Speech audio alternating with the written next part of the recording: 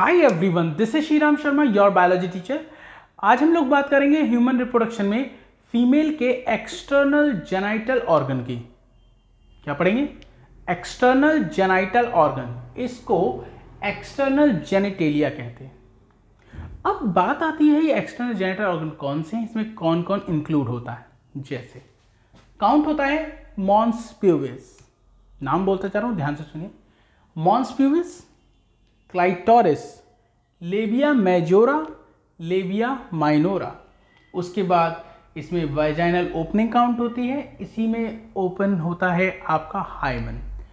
Open नहीं, structure है ये, मेम्ब्रेन होती है बेसिकली। मैं आपको पूरा क्लियर करूंगा। तो आप यहाँ पर देखोगे जो एक्सटर्नल जेनाइटल ऑर्गन है वो है mons pubis, clitoris, labia majora, labia minora. Then आप देखोगे वेजाइना की ओपनिंग और हाइमन लेयर। और ये सारी जो चीज़ें हैं, एक स्ट्रक्चर, इनका जो कॉमन स्ट्रक्चर है उसको हम बोलते हैं वुल्वा। वुल्वा वो कॉमन स्ट्रक्चर है जिसमें ये सारी चीज़ें प्रेजेंट होती हैं। तो अब मैं आपको बताता हूँ, जो फीमेल है उस फीमेल में एडिपोस टिश्यू का फैटी पार्ट है। एडिपोस टिश्यू का एक ऐसा फैटी पार्ट है जिस पर स्किन है और हेयर है। फीमेल में रिप्रोडक्टिव ऑर्गन नीचे की तरफ, एक्सटर्नल जेनाइटल ऑर्गन जो है लोअर साइड में है। वो कहाँ पर है वो देखिए, मैंने आपको बताया था यूरेथ्रा है, सॉरी आपको बताया था, मैं बना के दिखाता हूँ आपको। इस तरह से मैंने बना के दिखाया था यूट्रस, ठीक है। ऊपर की तरफ यूट्रस था, नीचे की तरफ ये वेजाइना था। तो जहाँ पर ये वेजाइना की ओपनिंग होगी उसी के आसपास के एरिया को हम वुल्वा बोल रहे हैं, ठीक है। तो आप देखोगे फीमेल में नीचे की तरफ आप दिखा रहे हैं, यहाँ पर है मॉन्स प्यूबिस। ये कुशन लाइक स्ट्रक्चर है। क्या है? कुशन लाइक स्ट्रक्चर है। कुशन मतलब गुदगुदा सा पार्ट। ये कुशन लाइक स्ट्रक्चर है। यहाँ पर एडिपोस टिश्यू प्रेजेंट है जिसमें फैट होता है। एडिपोस टिश्यू जाते हो, फैट स्टोर होता है। तो आप बताओगे एडिपोस टिश्यू का बना हुआ कुशन लाइक स्ट्रक्चर है कौन? Mons pubis. ये स्किन और हेयर, किससे? स्किन और हेयर से कवर्ड होता है।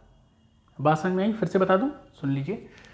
ये है आपका मॉन्स प्यूबिस जो कि कुशन लाइक स्ट्रक्चर है, एडिपोस टिश्यू का बना है और वो भी ऊपर से स्किन और हेयर से कवर्ड है, ठीक। यहीं से एक मेम्ब्रेन स्टार्ट होती है जिसका नाम है लेबिया मेजोरा। यहीं से स्टार्ट होती है एक मेम्ब्रेन जिसका नाम है लेबिया मेजोरा। ये वाली जो है, ये जो मेम्ब्रेन दिख रही है, इस मेम्ब्रेन का नाम है लेबिया मेजोरा। इस लेबिया मेजोरा के अंदर वन पेयर मेम्ब्रेनस फोल्ड होते हैं। ये जो आपको दिख रहा है ना लेबिया मेजोरा, ये स्किन है, ये मेम्ब्रेन है, ठीक है। कहाँ से स्टार्ट हो रही है? मॉन्स प्यूबिस से नीचे की तरफ एक्सटेंड होती है टुवर्ड्स एनस।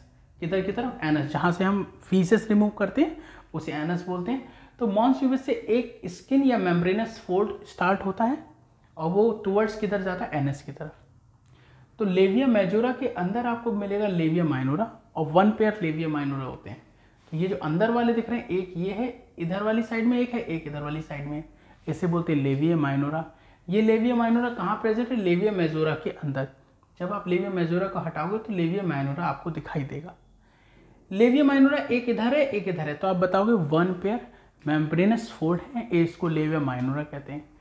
ऊपर की तरफ जहाँ ये जुड़ेंगे, इधर वाला लेबिया माइनोरा, इधर का लेबिया माइनोरा जहाँ पे जुड़ेंगे, वहीं से ऊपर की तरफ ये स्ट्रक्चर दिखाई दे रहा है। इस पूरे स्ट्रक्चर का नाम है क्लाइटोरिस। क्या नाम है? क्लाइटोरिस। तो सबसे पहले देखा मॉन्स प्यूबिस, एडिपोस टिश्यू का कुशन लाइक स्ट्रक्चर है, स्किन और हेयर से कवर्ड है। उसके बाद यहाँ से एक मेम्ब्रेनस फोल्ड निकल के आता है जो एनस की तरफ मूव कर रहा है, मतलब एक्सटेंड कहाँ हो रहा है? Towards anus. और इसका नाम क्या है? Labia majora. इसके अंदर क्या प्रेजेंट है? एक इधर है एक इधर मेम्ब्रेनस फोल्ड है, लेबिया माइनोरा। मतलब लेबिया मेजोरा के अंदर लेबिया माइनोरा है। और जहाँ पर एक इधर का एक इधर का, दोनों तरफ के लेबिया माइनोरा जुड़ रहे हैं, उस जंक्शन से ऊपर की तरफ मिलेगा क्लाइटोरिस। क्या मिलेगा? क्लाइटोरिस। उसके आगे जाए, फिर अंदर की तरफ आपको एक स्ट्रक्चर दिखेगा जिसका नाम वेजाइनल ओपनिंग। तो ये देखिए अंदर की तरफ ये जो स्ट्रक्चर दिख रहा है, ये वेजाइना की ओपनिंग है। वेजाइना की ओपनिंग से ऊपर की तरफ आपको जो दिख रहा है, इसको बोलते हैं यूरेथ्रल ओपनिंग। अब यूरेथ्रल ओपनिंग क्या है? आपको बताया था कि फीमेल यूरिन रिलीज करती यूरेथ्रा से, और उसका यूरेथ्रा छोटा होता है, कितना? 2 से 4 सेंटीमीटर, जबकि मेल का यूरेथ्रा 20 सेंटीमीटर का होता है। तो मेल का यूरेथ्रा काफ़ी लंबा है, फीमेल का यूरेथ्रा काफ़ी छोटा है। कितना छोटा है? 2 से 4 सेंटीमीटर का है फीमेल का यूरेथ्रा। ठीक है, तो देखिए फीमेल के यूरेथ्रा की ओपनिंग ये, यहाँ से यूरिन रिलीज करेगी। अब यहीं से कंपेयर कर लो। तो पहली चीज़, मेल का यूरेथ्रा लंबा है फीमेल के यूरेथ्रा से। मेल के यूरेथ्रा से सीमन और यूरिन दोनों रिलीज हो रही हैं, लेकिन यहाँ से सिर्फ यूरिन रिलीज हो रही है और कुछ रिलीज नहीं हो रहा है। इसीलिए हमारी यूरेथ्रा को क्या बोलते थे? Urinogenital duct. क्या बोलते थे? यूरिनोजेनाइटल डक्ट, क्योंकि यूरिन रिलीज कर रहा है और जेनाइटल स्ट्रक्चर स्पर्म भी उसी से रिलीज हो रहे हैं। ठीक है, फिर आगे बढ़ते हैं। तो ये हो गई यूरेथ्रा की ओपनिंग। नीचे की तरफ वेजाइना की ओपनिंग है, जहाँ से पेनिस अंदर जाता है, जहाँ से ब्लीडिंग के टाइम पे ब्लड बाहर आएगा। ठीक है, इसके ऊपर एक लेयर होती है जिसका नाम है हाइमन लेयर, वो मैं अलग से बना के भी आपको दिखाऊंगा। वेजाइना की ओपनिंग के दोनों तरफ, एक इधर एक इधर, क्या प्रेजेंट होती है? बर्थोलियन ग्लैंड। क्या प्रेजेंट होती है? बर्थोलियन ग्लैंड। तो ये जो पूरा स्ट्रक्चर आपको दिख रहा है, ये है वुल्वा। इस वुल्वा के अंदर बहुत सारे फीमेल एक्सटर्नल जेनाइटल ऑर्गन है। फिर से सुनो, ये पूरा स्ट्रक्चर किसका है? वुल्वा का, जिसके अंदर क्या प्रेजेंट है? एक्सटर्नल जेनेटेलिया या फीमेल के एक्सटर्नल जेनाइटल ऑर्गन। अब उसमें मैंने आपको सबसे पहले क्या दिखाया? Mons pubis. कैसा है? एडिपोस टिश्यू का बना है, कुशन लाइक है। एडिपोस टिश्यू का कुशन लाइक मतलब काफ़ी सॉफ्ट है। और वो किससे कवर्ड है? तो आप बताओगे हेयर और स्किन से कवर्ड है। फिर यहीं से एक मेम्ब्रेनस फोल्ड निकल के आया है, उसका नाम है लेवियम मेजोरा। इस लेवियम मेजोरा के अंदर 1 पेयर, एक इधर और एक इधर, ये भी मेम्ब्रेनस फोल्ड है। 1 पेयर है लेवियम माइनोरा, याद रहे लेवियम माइनोरा 1 पेयर है। और जहां पर ये दोनों तरफ के जुड़ रहे हैं जंक्शन, उससे ऊपर की तरफ क्या प्रेजेंट है? क्लाइटोरिस। ठीक है, फिर अंदर की तरफ मतलब लेवियम माइनोरा की, ये लेवियम माइनोरा इतना मोटा, इसके इनर साइड में, लेवियम माइनोरा की इनर साइड में वेजाइनल ओपनिंग है, और मतलब वेजाइना की ओपनिंग और यूरेथ्रल ओपनिंग। वेजाइनल ओपनिंग यही वाली, ये जो वेजाइना है इसकी ओपनिंग, और यूरेथ्रल ओपनिंग मतलब यूरेथ्रा की, जहाँ से यूरिन रिलीज होगी। और वेजाइनल ओपनिंग से ब्लीडिंग के टाइम पे, फीमेल में मेंस्ट्रुअल साइकिल होती है, उस समय पर ब्लीडिंग होती है, तो ब्लड यहीं से बाहर निकलेगा और यहीं से पेनिस अंदर एंटर करेगा, और जो यूरेथ्रा यहाँ से यूरिन रिलीज होगी। वेजाइनल ओपनिंग की दोनों तरफ, वेजाइनल ओपनिंग की दोनों तरफ आपको क्या दिखाई देगी? 1 पेयर बर्थोलियन ग्लैंड। कितनी? 1 पेयर बर्थोलियन ग्लैंड। ठीक है, उसके बाद ये पूरा स्ट्रक्चर हो गया वुल्वा का। फीमेल में पीछे की तरफ क्या प्रेजेंट होता है? एनस। एनस जहाँ से फीसेस रिमूव होते हैं। इस वुल्वा और एनस के बीच में भी एक मेम्ब्रेनस फोल्ड होता है, उसका नाम होता है पेरिनियम। ये नाम आपको याद रखना, ये एग्जाम में पूछा जा चुका है। तो पेरिनियम कहाँ प्रेजेंट होता है? Between vulva and hymen layer. ठीक है, या हम यहाँ पे लेवियम मेजोरा ही बोल सकते हैं। ये वुल्वा में कौन सा पार्ट है? लेवियम मेजोरा। लेवियम मेजोरा और एनस के बीच में एक मेम्ब्रेनस फोल्ड है, उसे हम क्या बोलते हैं? पेरिनियम। आगे समझ में? अब एक एक करके कुछ चीज़ें देखते हैं। पहले तो मैं आपको ये जो मैंने हाइमन लेयर नहीं दिखाई है, अब मैं वो दिखा देता हूँ। देखिए, जैसे ये है, ये वेजाइनल ओपनिंग है। इस वेजाइनल ओपनिंग में आपको दिखाई देगी हाइमन लेयर। ठीक है, तो मैं इस तरह से बना देता हूँ। ये जो दिख रही है ग्रीन कलर से बना रहा हूँ, ये हाइमन लेयर है। तो हाइमन लेयर वेजाइना को कवर करके रखती है। अब ये काफ़ी थिन होती है, काफ़ी थिन होती है, काफ़ी कमज़ोर होती, वीक लेयर है। शुरुआत में ये प्रेजेंट होती है। ठीक, जब फीमेल में प्यूबर्टी एज आएगी तो मेंस्ट्रुअल साइकिल होगी।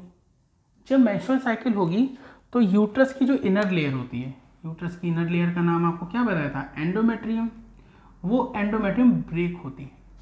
फीमेल में जब प्यूबर्टी एज आएगी तो मेंस्ट्रुअल साइकिल होगी, और जब मेंस्ट्रुअल साइकिल होगी तो यूट्रस की इनर लेयर ब्रेक होगी, और जब इनर लेयर ब्रेक होगी तो इससे क्या निकलेगा? इससे ब्लड रिलीज होगा। अब वो ब्लड रिलीज होकर कहाँ से बाहर आएगा? वेजाइना से बाहर आएगा। अब बाहर आएगा कैसे? उस पर तो एक कवरिंग चढ़ी हुई है, इसकी ओपनिंग पर तो हाइमन लेयर लगी हुई है। इसकी ओपनिंग पे क्या लगी हुई है? हाइमन लेयर लगी है। तो ये तो ओपनिंग बंद हो गई, तो जब ये बंद हो गई तो अंदर से कोई चीज़ बाहर आ ही नहीं सकती, तब क्या करें? तो उस समय पर जब प्यूबर्टी एज आए, मेंस्ट्रुअल साइकिल स्टार्ट होगी और उसमें ब्लीडिंग फेस आएगा, तो क्या होगा? इस मेम्ब्रेन में एक सेंट्रल डिप्रेशन बन जाएगा। मतलब ये मेम्ब्रेन सेंटर से खत्म हो जाएगा, इसीलिए इसको बोलते हैं पार्शियल लेयर। क्या बोलते हैं? Partial layer. तो ये मेम्ब्रेन सेंटर से डीजनरेट हो जाएगी, इसका डिस्ट्रक्शन हो जाएगा। किनारे पर मेम्ब्रेन अभी भी बची होगी। सेंट्रल डिप्रेशन क्यों? जिससे वो जो ब्लड है बाहर आ सके। भाई देखो ये मेम्ब्रेन इस तरह से थी, इसमें सेंट्रल डिप्रेशन बन गया, अब यहाँ से ब्लड बाहर आ सकता है। ठीक, एक बात, इस लेयर को हम क्या बोलेंगे? इसको बोलेंगे हाइमन लेयर। ये हो गई हाइमन और ये हो गई वेजाइनल ओपनिंग। वेजाइनल ओपनिंग, यहाँ तक बात समझ में आपको आ गई होगी।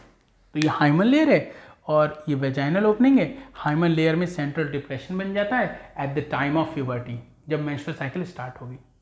अब समझो आगे की कहानी। आगे की कहानी बच्चों कुछ इस प्रकार से है कि ये तो हो गया, हाइमन लेयर अभी भी प्रेजेंट है। ये हाइमन लेयर पूरी की पूरी भी टूट सकती है। अगर कोई फीमेल डांस कर रही है, जंपिंग कर रही है या बास्केटबॉल खेलती है, ठीक है, तो ये टूट सकती है। साइकिलिंग करने से भी ये लेयर ब्रेक हो जाती है, ठीक है। इवन ये लेयर तब भी ब्रेक होती है जब पेनिस अंदर एंटर करता है। वेजाइना में जब पेनिस एंटर करेगा तो ये लेयर ब्रेक हो जाएगी, ठीक है। एक टर्म होता है वर्जिनिटी, मैं लिख देता हूँ, या ऐसे लिखो नहीं, ऐसे ही समझ जाओगे। एक टर्म होता है वर्जिनिटी। वर्जिनिटी का मतलब क्या है? ये वर्जिनिटी मेल में भी टर्म इस्तेमाल होती है, फीमेल में भी। हम कह रहे हैं ये लड़का यानी कि मेल वर्जिन है, ये फीमेल वर्जिन है। इसका मतलब क्या है? इसका मतलब ये है कि उन्होंने अभी तक सेक्स नहीं किया है, ठीक है। जिसने अभी तक सेक्स नहीं किया है वो है वर्जिन।